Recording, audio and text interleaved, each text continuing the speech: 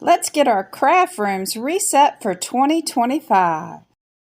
Let's check our supplies and see what we're running low on, like embossing powder.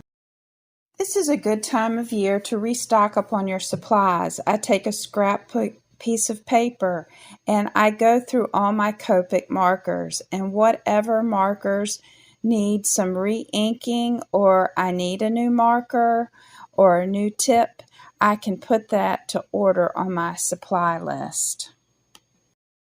I suggest going through your adhesive drawer. Find out what adhesives that you're low on. I hate to be in the middle of a project and run out of the adhesive that I need.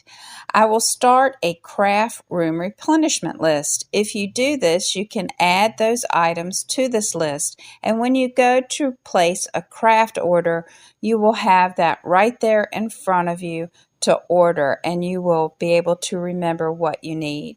Another way to reset your craft room is re-ink your craft pads, because I hate to be in the middle of a project and I have to stop to re-ink and wait for the ink to settle into the ink pad.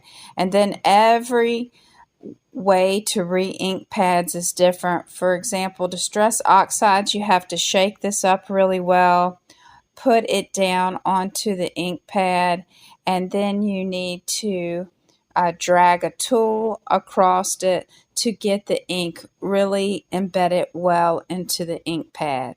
And then I like to make sure that it sits for a little while.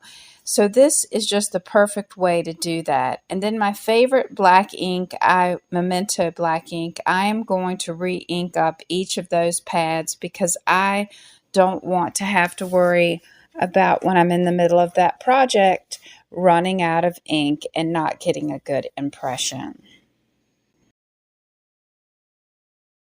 Since the Misty is the workhorse in my craft room, I think cleaning up your tools that are your workhorse is the most important thing to do.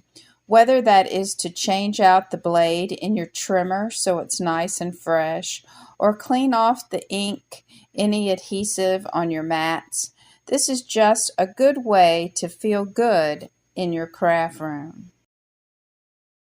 Clean up your adhesive blocks with soap and water in the sink. Get off that glue and any ink.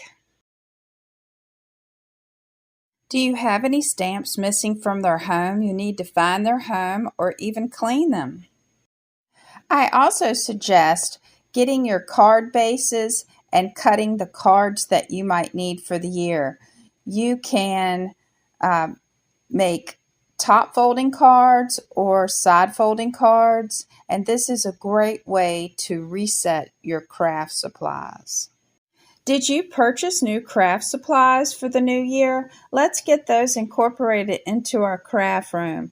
Put them in your craft room however you organize your supplies.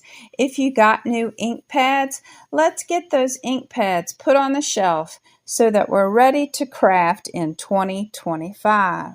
Check your paper supply. Are you running low on white paper or colored paper that you love? Put that on your supply list.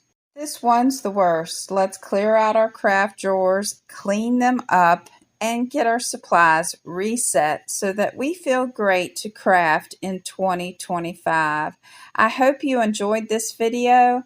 Let's get ready for the new year.